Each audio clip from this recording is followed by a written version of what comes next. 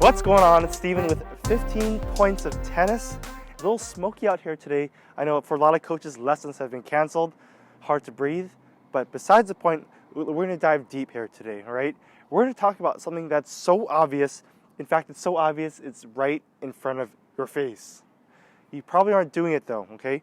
Now, if you ever heard of the Pareto Concept, where about 80% of the results are derived from 20% of the things you're doing, well, that's so true, and even with tennis, okay? Today we're going to delve into, it's almost stupid simple, like the stupid simple things that you really need to focus on that's going to give you a huge bang for your buck. See, the thing is, look, you know, if you think you watch my channel and I know a few different concepts that are kind of cool, the truth is, if I just got someone off the street as just a newbie tennis coach and I wrote down on a list 5 to 7 things, whether head still, split step, sweet spot, stay low. If I told them about maybe 7 to 10 things, and that's all they told students, well, they probably produce a lot of good students. I know it sounds really weird, right?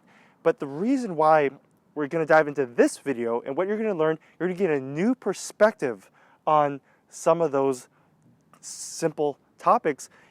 And the reason is you need to truly understand why you're doing them in order to convince yourself to do them and in order to train them into habit. And that's what we're going to do today. You're going to leave with a new and different perspective on one of the most basic concepts and fundamental concepts there is in tennis. Now, before we go any further, that subscribe button down below, right there to your bottom right, hit that button. It helps me, helps the channel, and also helps me push out content for you guys. Right, a lot of juicy stuff in the pipeline for you guys, but hit that because it helps me and helps you. You won't miss the content coming up. Also, follow me on IG, on Instagram, and we're going to put the link below. A lot of the stuff on YouTube is longer and more in depth. Instagram, it's going to be much snappier, practical things you can digest 15 seconds to 1 minute, maybe before a tennis match. Right, it's going to be very practical stuff. And it's going to be different content. So get on it. If you're on IG, Facebook, hit me down below. Follow me on either of those platforms. So a couple weeks ago, I was at a clinic. And basically, the students play matches and we do in-match coaching. I was telling the student, as he's playing the point, I was like, okay, really, come on, watch it, come on, watch it. And then he kind of turned and looked at me and said, you know, Coach Steven, what do you really mean by watch it? I'm like, in my mind, I was a little confused. I'm like, what do you mean watch it? Watch the ball, right? What else would it mean? I didn't say that, but in my mind, that's what I was thinking. And then I thought, okay, there's actually a lot more profundity behind that, okay? What does that really mean? So let's say I'm returning serve. There's a big difference between, let's say I'm in my low stance, big difference between me just looking in the vicinity of my opponent and like, oh, okay, I'm going to start the point. Yeah, I'm just looking in the vicinity versus looking so closely, you can see your opponent toss. You can see the spin on their toss. You see the ball go up, bang, you know when to split step, and you're anticipating already. That's a big difference between, oh, I'm just going to just look in the vicinity. And this is what I see people, almost like 90% of the people do just look in the vicinity of the other side. And you go, oh, I got to split step. They're late, and they're not anticipating. Their mind's not truly engaged, right?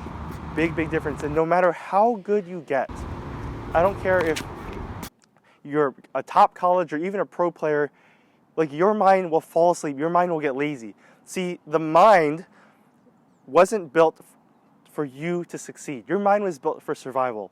Your mind, the human brain, look guys, the human brain was built to conserve energy.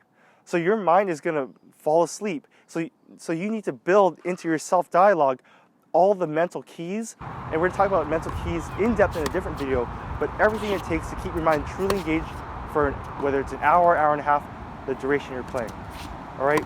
But for that student, I was trying to tell him to watch the ball. And what does that really mean? And we're going to break it down right now into 3 things watching the ball really means. And these are very important. These are going to be aha moments, every single one of them. I guarantee it. The first meaning of watching the ball is actually hitting the sweet spot.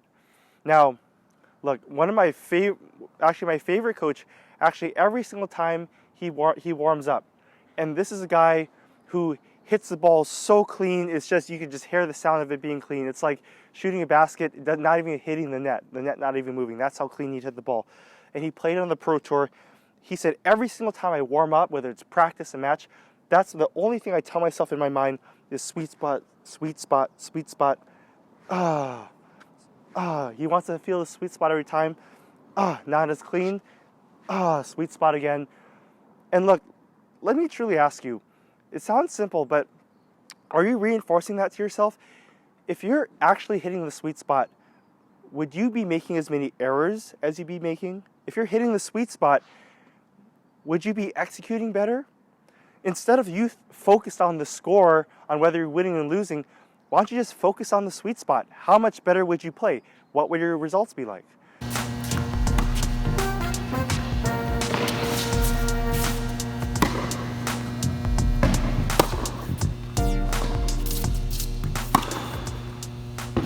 Okay, and you have to stay on this.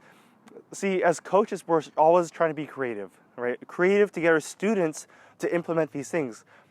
And one of the days on my court, we were hitting serves, and I could just hear the shanking sound, and I could see out of the corner of my eye and my peripheral vision just serves going everywhere.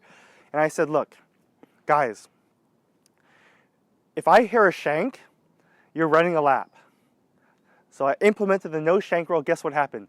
Everyone was just focused, because now I'm actively punishing their mind for not being focused, not focused on the basics. I could just hear that's the sound of the sweet spot every single time. All right, so when you're on the court, that's number one, sweet spot. And this drives both students and coaches crazy, because even someone with great hand-eye coordination and technique can look really, really bad. So look, I get it. You can't tell yourself every single shot during a point, because there's so much to focus on. You can't be telling yourself sweet spot every single time. So take advantage of the warm-up. Okay, don't waste your time warming up. Tell yourself, can I hit the sweet spot 99 out of 100 times? Or just do the best you can, and hopefully, then look, the better you do it, it's going to translate to the points.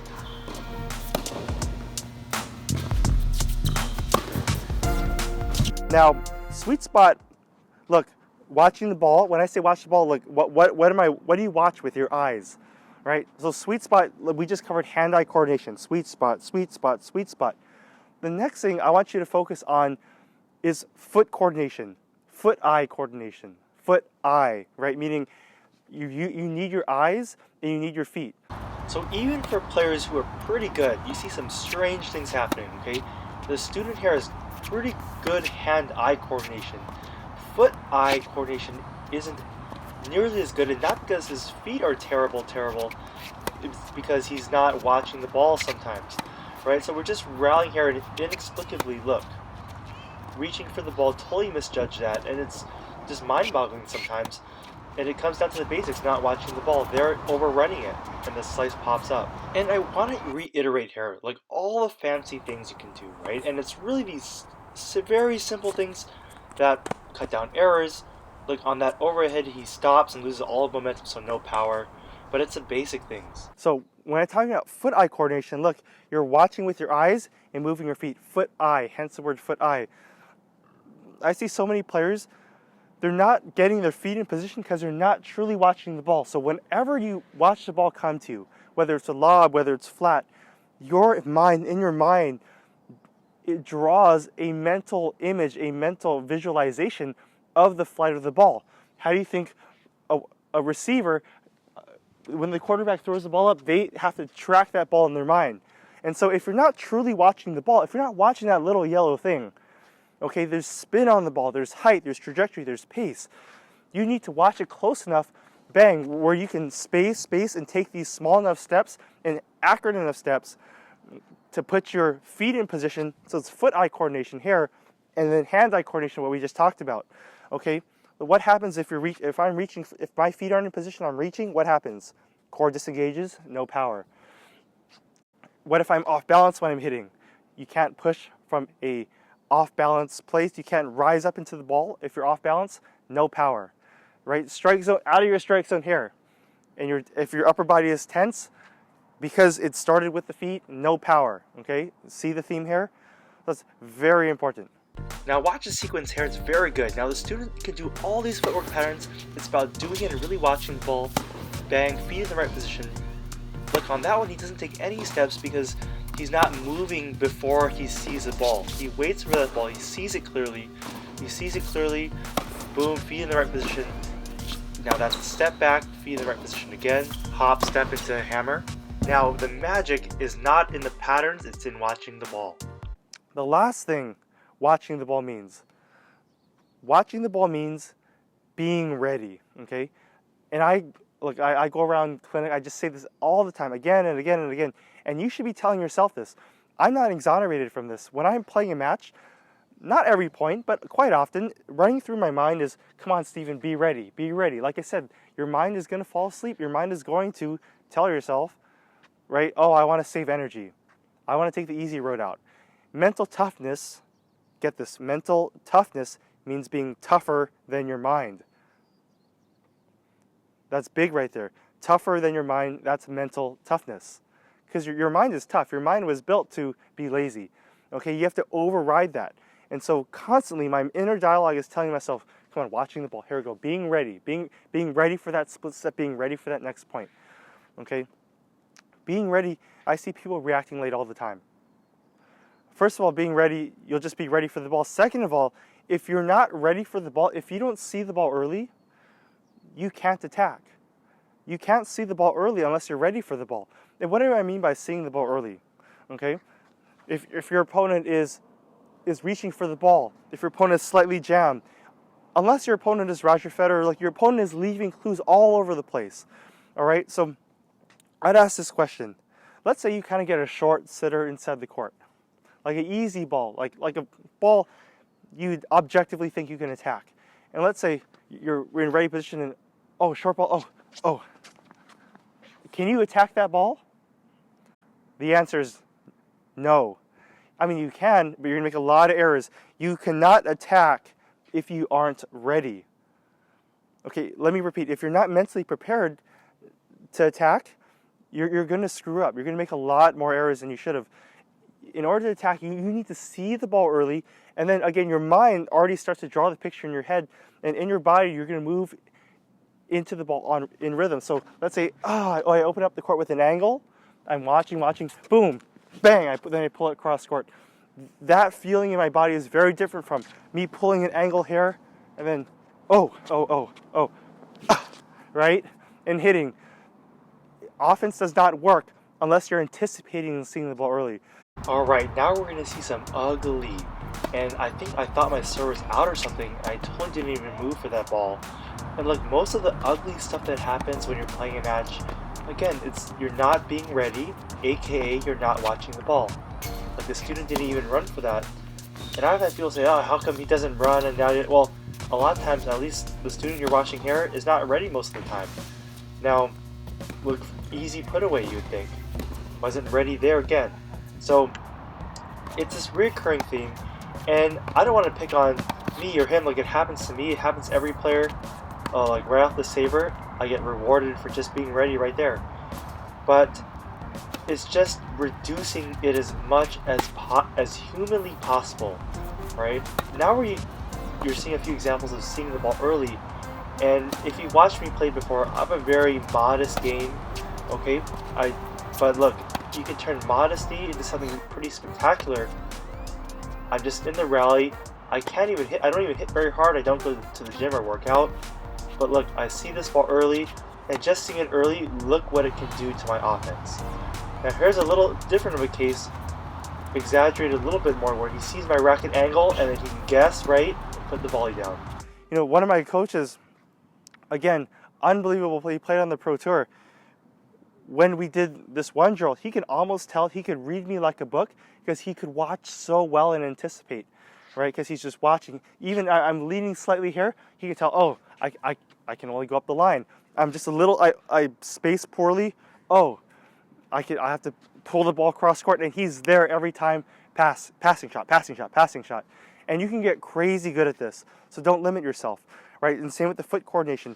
I see people overrunning the ball, underrunning the ball. And it starts with, look, all the pros, they have different strokes. You see some with big swings, some with compact swings. Like I have a two-handed forehand, some with kind of whippy swings, etc. all over the map. One thing all the pros have in common though, what do you think it is? They have amazing vision and eyesight. Okay, it doesn't even matter what technique you have. Look, if you can see the ball super well and get your feet in perfect position every time and the ball's right there in your strike zone and just hit, that's going to change your game like it's never changed your game before. But again, you have to be aware of it. You have to open your awareness up, and then you have to start syncing your mind to when it's a little bit off and calibrating. Every hit you calibrate a little bit. I don't care how good you are, you're engaged and you're calibrating. All right, so let's recap. Number one, sweet spot, right? That's your hand-eye coordination. Number two, your foot-eye coordination. Feet in the right position. Get your feet in position. Get your feet in position. Number three, being ready. Okay, being ready not just so you're getting hit, not so just so people are hitting winners on you, but you're actually anticipating and you're seeing the ball early and playing offense. All right. If you do these three things, I guarantee you, they sound simple. You can do all the fancy stuff in the world. This is the 20% that gets 80% of the results. All right, now thanks so much for watching. If you enjoyed this concept, this video, get into the online accelerator program. Right now, it's $68. You get a huge number of videos. I cover the core concepts, right, that is going to truly move your game forward. Now look, next year, I'm going to be coming out with the online accelerator program 2.0. Right, we're going to take it to the next level. And if you're in the online accelerator program now, I know I'm talking to a lot of my members in that program, you're going to be grandfathered in to the accelerator program 2.0. We're going to go a lot deeper. It's not just all the concepts you need to be successful in the court, but the how to acquire these skills, the exact drills in the process, okay? That's something that was lacking in the beta version. That's why I'm upgrading it. But look, right now it's $68. There's no reason, if you're serious about your tennis, if you're serious about actually getting a result and not going month to month to month, being the same exact player marginal improvement, you need to get in there. You need to learn this stuff, right? That's what I did. I fooled around with my game for the first 3 years, 5 years of playing until I got really serious and said, this is what I need to know. There's a lot of knowledge in tennis, aside from just hitting a lot of balls. Okay, don't waste your time. Look, it's $68. If, quite honestly, if you don't get a 10 times value from this, if you don't feel like this course is worth $680, scam the thing. I have a 30-day money back guarantee. I don't care if you refund. And the thing is if, look, my content is for the people who love the content. And if you don't love the content, and you can try it out, look at the stuff, see what's inside, then scam the thing, get a refund. Look, I'm even happy that you just have the confidence and faith in yourself to give that a shot, all right? So the link is there below. Currently it's $68. It's not going to stay at this price forever. It's going to go up. And next year when the Online Accelerator Program 2.0 comes out, it's going to go up again. All right, so get in there now. I look forward to seeing you inside the members area where we're going to go to the next level with some of these concepts and a lot of concepts that I don't show on the channel because, well, quite frankly, it's some of my very best stuff. All right, so hit that subscribe button. Look forward to the next video that comes out on this channel. And I'll see you very, very soon.